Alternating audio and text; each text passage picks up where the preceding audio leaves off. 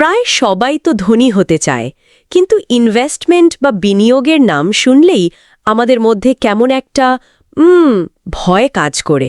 হ্যাঁ, মনে হয় এটা খুব জটিল একটা ব্যাপার, অনেক জ্ঞান লাগে, দিনরাত হিসাব করতে হয়। আর এই ভয়টাকেই তো কাজে লাগায় পুরো ফিন্যান্সিয়াল ইন্ডাস্ট্রি, তাই না? একদম। আমাদের চারপাশে এত রকমের পরামর্শ, এত স্কিম, এত এক্সপার্ট যে কোনটা ঠিক আর কোনটা ভুল তা বোঝা প্রায় অসম্ভব হয়ে যায়। কিন্তু যদি বলি আর্থিক স্বাধীনতার পথটা আসলে খুবই সহজ। আজ আমরা J.L. কলিন্সের একটা বিখ্যাত বই the simple path to wealth থেকে পাওয়া সহজ কিন্তু খুব শক্তিশালী কিছু ধারণা নিয়ে কথা বলবো। এই বইটার সবচেয়ে বড় শক্তি হলো এর সরলতা। এটা কোনো গেট রিচ কুইক স্কিম নয়। না, বিলকুল না। প্রচলিত অর্থনৈতিক পরামর্শগুলো যেখানে বিনিয়োগকে রকেট সায়েন্স বানিয়ে ফেলে, সেখানে কলিন্স সব ভেঙে একেবারে সহজ করে দিয়েছেন। আমাদের আজকের আলোচনার লক্ষ্য হল এই বইয়ের মূল সূত্রগুলো বের করে আনা, যা যে কেউ নিজের জীবনে কাজে লাগাতে পারে। আসলে উনি মূলত দুটো বিষয়ের উপর জোর দেন। একটা হলো আমাদের খরচের অভ্যাস, আর অন্যটা হলো বিনিয়োগের ক্ষেত্রে ধৈর্য। আচ্ছা, তাহলে চলুন একেবারে শুরু থেকে শুরু করা যাক। বইটির শুরুতেই লেখক একটা দারুণ ধারণা দিয়েছেন, যার নাম FU মানি। নামটা একটু অন্যরকম শোনালেও এর পেছনের ভাবনাটা কিন্তু খুব শক্তিশালী, ভীষণ শক্তিশালী। এটা পুরো মানসিকতার একটা পরিবর্তন এনে দেয়।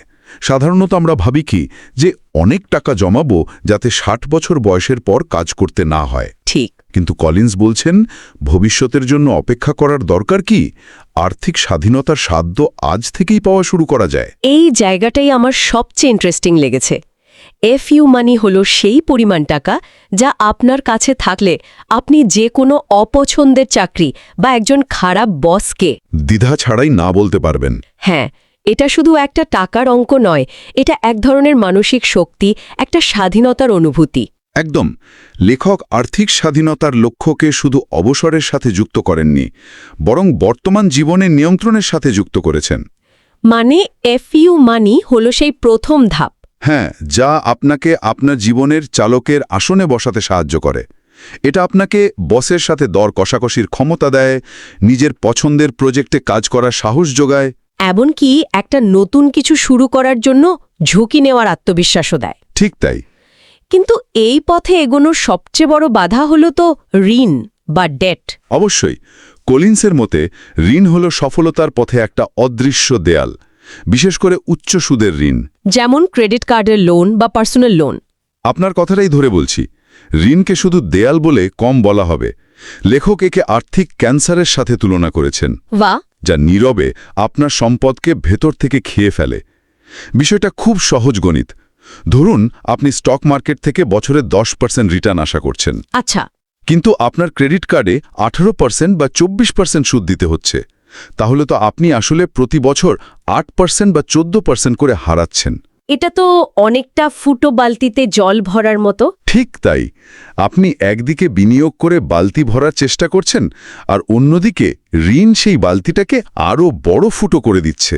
তার মানে লেখকের প্রথম এবং সবচেয়ে জরুরি পরামর্শ হল বড় ধরনের বিনিয়োগ শুরু করার আগে সমস্ত উচ্চ সুদের ঋণ যে কোনো মূল্যে শোধ করে ফেলা। এটাকে একটা এমার্জেন্সি হিসেবে দেখতে হবে। একদম। তাহলে প্রথম ধাপ হল মানসিকতার পরিবর্তন, স্বাধীনতার জন্য সঞ্চয় আর ঋণ থেকে মুক্তি।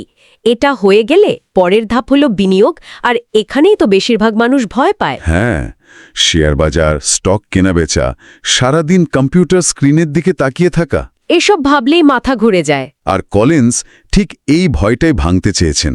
তিনি বলছেন সফল বিনিয়োগকারী হওয়ার জন্য আপনাকে ওয়ারেন বাফেট হতে হবে না, বরং কাজটা এতটাই সহজ যে বিরক্তিকর মনে হতে পারে। ঠিক তাই।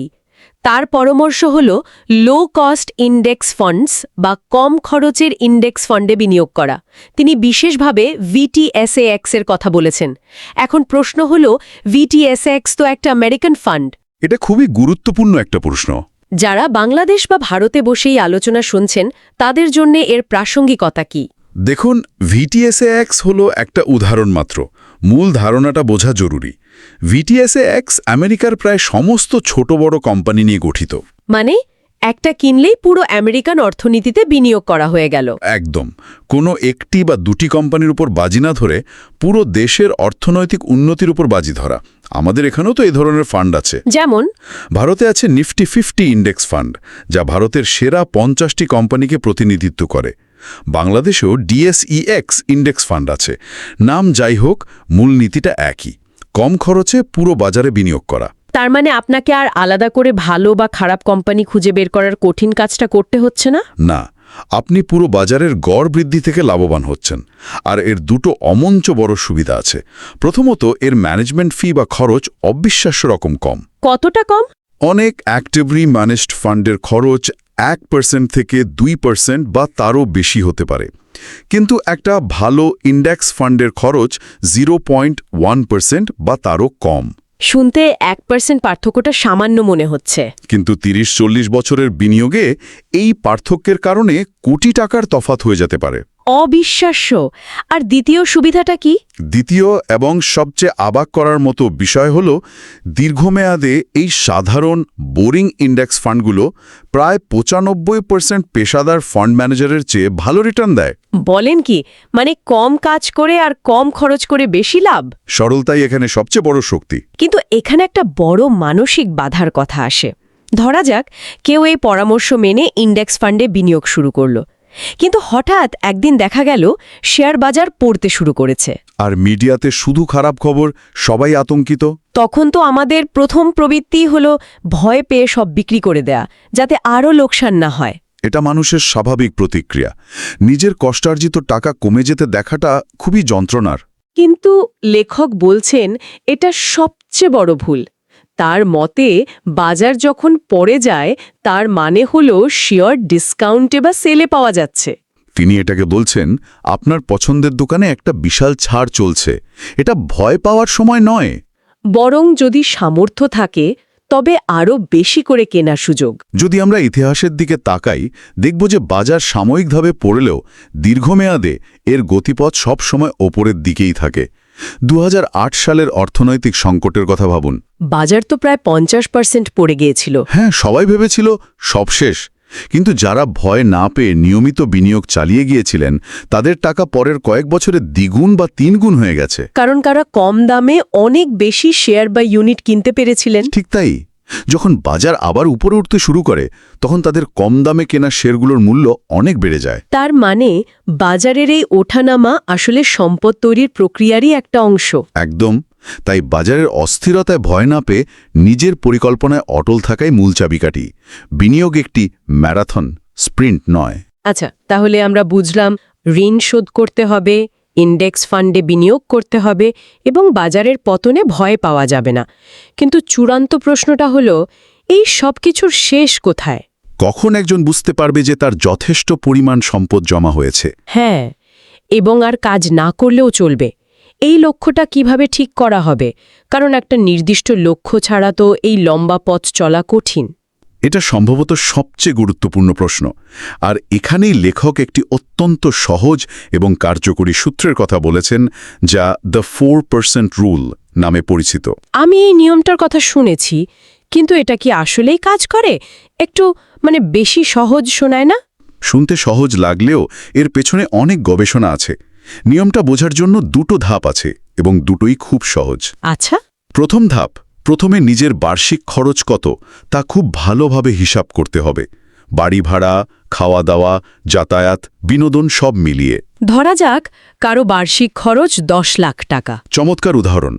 এবার দ্বিতীয় ধাপ, সেই বার্ষিক খরচের পরিমাণকে 25 দিয়ে গুণ করতে হবে। তাহলে 10 লক্ষ গুণ 25 মানে 2.5 কোটি টাকা।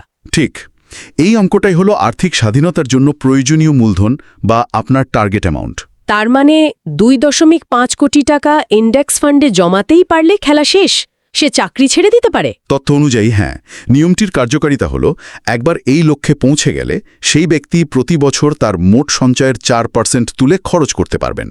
2.5 কোটি টাকার 4% হলো তো 10 লক্ষ টাকা, যা তার বার্ষিক খরচের সমান। একদম। এবং তত্ত্ব অনুযায়ী তার মূল টাকা কখনো শেষ হবে না, কারণ দীর্ঘমেয়াদে বাজার গড়ে 7-8% হারে বাড়ে। আপনি যদি 4% তুলে নেন, বাকি 3-4% আপনার মূলধনকে বাড়াতে থাকবে। কিন্তু একটা প্রশ্ন, ধরা যাক কেউ অবসর নেওয়ার পরের বছরই বাজার খুব খারাপ অবস্থায় গেল, প্রায় 30% পড়ে গেল, তখনও কি 4% তুলে নেওয়াটা নিরাপদ? এটা একটা চমৎকার প্রশ্ন এবং এই নিয়মটার সবচেয়ে বড় সমালোচনার জায়গা। এটাকে বলে সিকোয়েন্স অফ রিটার্নস রিস্ক। তাহলে যদি অবসরের শুরুতেই বাজার পড়ে যায় তাহলে মূলধন কমে যাওয়ার একটা ঝুঁকি থাকে। তবে ঐতিহাসিক ডেটা বিশ্লেষণ করে দেখা গেছে 30 বছরের সময়কালে এই 4% নিয়ম 95% ক্ষেত্রে সফল হয়েছে। তার মানে এটাকে একটা শক্তিশালী নির্দেশিকা হিসেবে দেখা ভালো, পাথরে লেখা নিয়ম হিসেবে নয়। ঠিক তাই। হয়তো খুব খারাপ বছরে কেউ 4%-এর বদলে 3% তুলল। মূল কথা হলো এটা আপনাকে একটা শক্ত গাণিতিক ভিত্তি দিচ্ছে যার ওপর আপনি পরিকল্পনা করতে পারেন। এটা তো দারুণ, কোনো জটিল হিসাব নেই, কোনো অনুমান নেই। তাহলে পুরো আলোচনার সার কথা কি দাঁড়ালো? পথটা আসলেই খুব সহজ। ঠিক তাই। জটিলতা আমাদের নিজেদের তৈরি অথবা আমাদের কাছে বিক্রি করা হয়। মূল পদক্ষেপগুলো যদি আবার বলি, নিজের আয়ের চেয়ে কম খরচ করতে হবে, সমস্ত উচ্চ সুদের ঋণ শোধ করতে হবে, আর বাকি টাকাটা নিয়মিতভাবে প্রতি মাসে কোনো কম খরচের ইন্ডেক্স ফান্ডে বিনিয়োগ করে যেতে হবে। আর সবচেয়ে জরুরি, বাজারের ওঠানামা নিয়ে ঘাবড়ানো যাবে না, শান্ত থাকতে হবে। সম্পদ গড়া কোনো জাদুকরী বিষয় নয়, এটা সম্পূর্ণভাবে একটা অভ্যেসের বিষয়। এই সাধারণ নিয়মগুলো যদি কেউ বছরের পর বছর ধরে অনেকটা রোবটের মতো আবেগ ছাড়া পালন করতে পারে তাহলেই আর্থিক স্বাধীনতা অর্জন প্রায় নিশ্চিত। আলোচনা শেষ করার আগে একটা চূড়ান্ত ভাবনা মাথায় আসছে। কলিন্সের দেখানো পথটা গাণিতিকভাবে তো খুবই সরল। খরচ কমাও, ঋণ মেটাও, ইন্ডেক্স ফান্ডে বিনিয়োগ করো আর 4% নিয়ম মেনে চলো। কিন্তু এই পথের সবচেয়ে কঠিন অংশ কোনটি? এই বিনিয়োগের কৌশল শেখা নাকি নিজের আবেগ, ভয় আর লোভকে নিয়ন্ত্রণ করা? এটাই আসল প্রশ্ন। যখন মিডিয়াতে সবাই বলছে বাজার ধ্বংস হয়ে যাবে, তখন ভয়কে জয় করে বিনিয়োগ চালিয়ে যাওয়া, অথবা যখন বাজার রকেটের গতিতে ওপরে উঠছে তখন লোভে পড়ে অতিরিক্ত ঝুঁকি না নেওয়া, এই মানসিক স্থিরতা বজায় রাখাটাই কি আসল চ্যালেঞ্জ নয়? আমার তো মনে হয় দীর্ঘমেয়াদে সম্পদ তৈরির ক্ষেত্রে বাইরের বাজারের চেয়ে আমাদের ভেতরের মনস্তাত্ত্বিক লড়াইটা অনেক বেশি গুরুত্বপূর্ণ। আর হয়তো সেখানেই এই সহজ পথের সবচেয়ে বড় বাধাটা লুকিয়ে আছে।